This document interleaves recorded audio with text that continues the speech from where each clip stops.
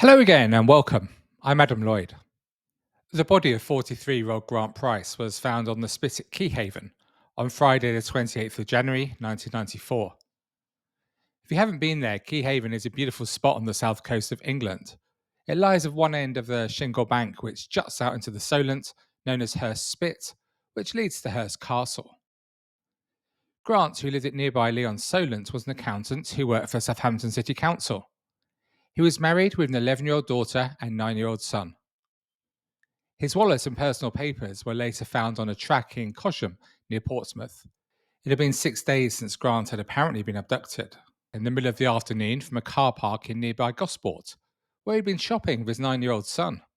At a press conference, the head of Hampshire CID, Detective Chief Superintendent Roger Hoddinott, asked for information from the public and added a warning. Asked if he believed the gang could strike again, the detective replied very clearly, yes.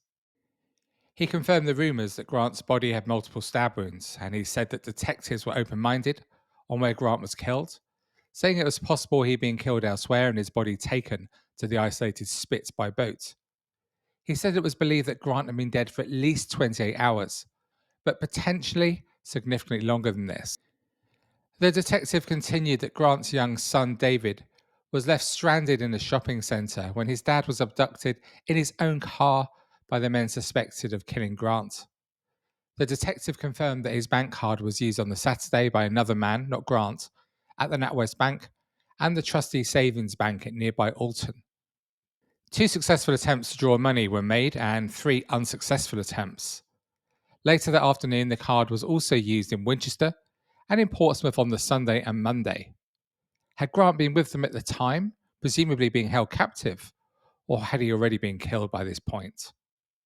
Detective Hoddinott also made clear he would like to speak to anyone who was around the area of another nearby car park, the one at Osborne Road in Fareham, about 7 miles north of Gosport, towards the main motorway serving the area, the M27, where 2 hours before Grant was abducted, 2 men attempted to take the car of a student, John Wink.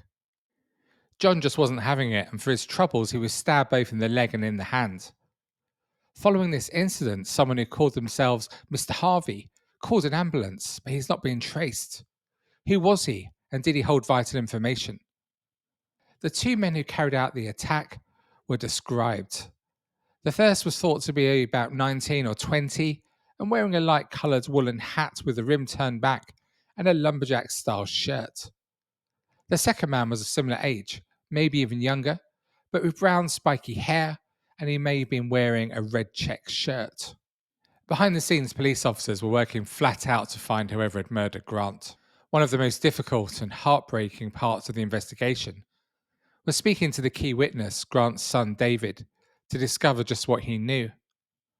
David had been bewildered by what had happened to his dad and was found crying in the car park by a member of the public after the kidnappers had driven off with his dad. He was taken to a nearby police station where eventually officers were able to get the following account of what happened from him. David said that he and his dad left their car in the car park near the bridge. After walking for a while, I told Dad I'd left my glasses in the car. We were going to the opticians and he went back to get them. He left me at the car park entrance near some flats, and I saw him go back to the car. I then saw Dad's car driving off with 3 people in it. There were 2 in the back and 1 in the front, but I could not see who was driving, he said. And another witness who also spotted Grant being driven away in his car from the car park commented, the front seat passenger in the car seemed as if he had the fear of God in him. As if this isn't enough to make you angry about how our fellow human beings are able to behave towards one another. For Grant, the horror of what he went through before his death, it's hard to comprehend. After being bundled into the back of his own car, he was driven around the local area, as his captors tried, as we've heard, with varying degrees of success to steal his money. Once they'd done this, Grant was gagged and placed in the boot of his car and driven for over 50 miles through the beautiful New Forest to Keyhaven. It gets worse. Then he was subjected to a walk of something in the order of 1.5 miles along a desolate shingle bank, which marks the entrance of the western approaches of the Solent. He was led to the spot of his execution. When they arrived, he was told to get on his knees and stabbed in the back of the neck. He was stabbed twice more in the angle of the neck and jaw, then in the left cheek. But he didn't die immediately. He was left in a spot which is as desolate as you might expect to find anywhere on the coastline, and eventually, maybe as late as 24 hours later, he died from a combination of shock, hypothermia, and stab wounds. He was unable to raise the alarm as he was paralysed by the injuries he had sustained. Such a lonely and terrifying way for anyone to die. His body was recovered by a ferryman 6 days later. And whilst Grant was going through this terrible ordeal on his own, the police were already looking for him. But of course, in a remote area like Keyhaven, there was very little likelihood of being seen. But the men who had killed Grant made one big mistake which led police to them. They had dumped Grant's car near to one of their homes in the Southsea area of Portsmouth, and when house-to-house searches were carried out nearby, police officers recognised 21-year-old unemployed Darren Jones from an artist's impression produced from a description of a man seen at the cash point in Alton on the day that Grant was abducted. The detective was shocked at the sheer resemblance, but gave nothing away, and Jones's bedsit room was bugged. It was clear from the conversations that Jones was having that he was who they were looking for, and that 21-year-old store manager Matthew Pearce of Portsmouth was the second man they had been seeking. There was no hint at all of remorse in their conversations together, and it was clear that other violent offences were being planned.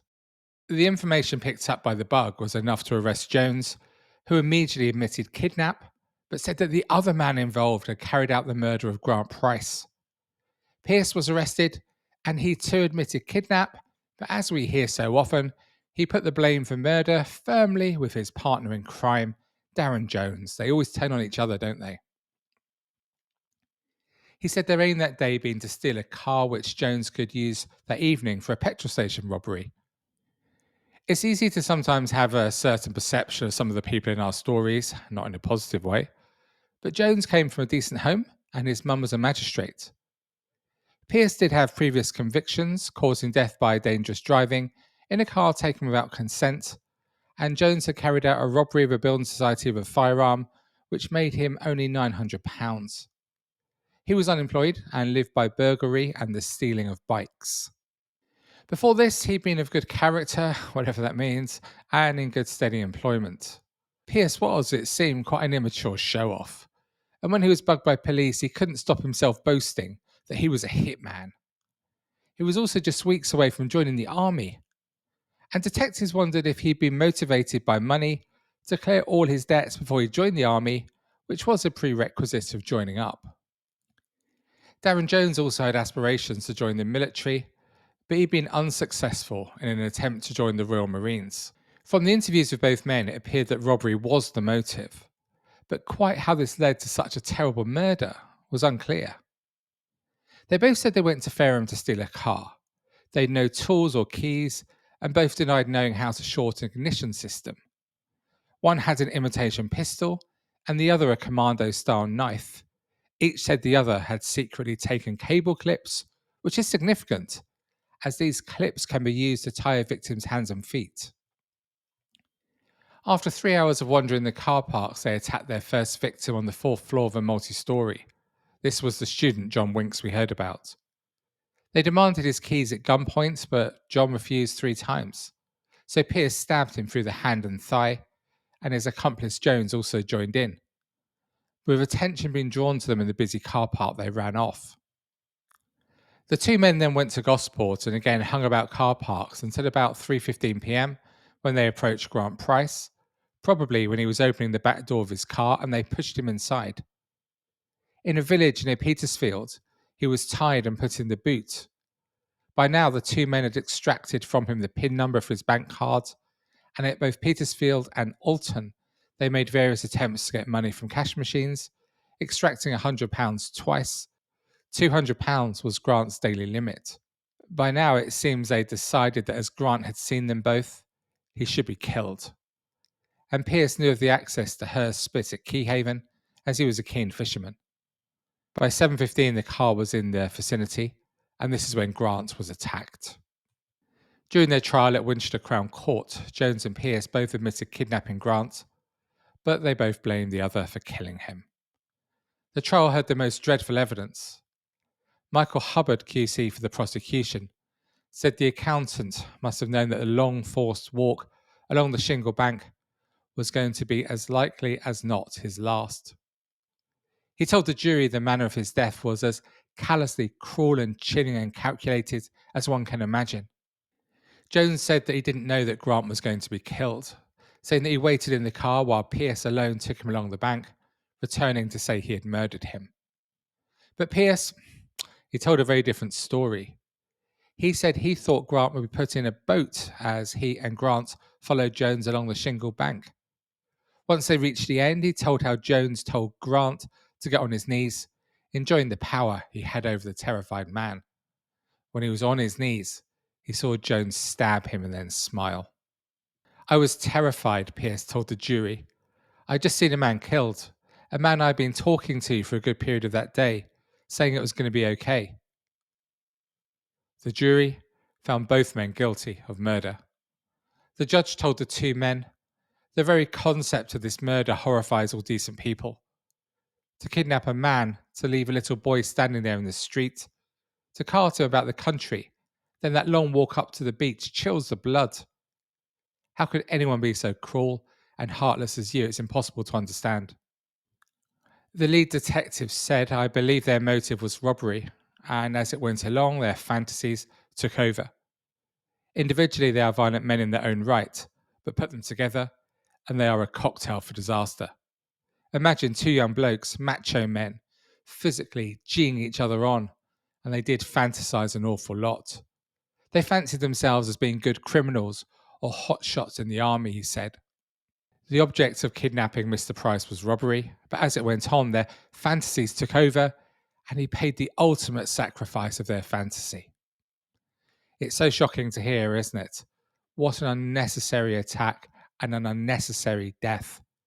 And in the end, all for just £200. £200. All those lives ruined. It's really hard to comprehend. Until next time, cheerio for now.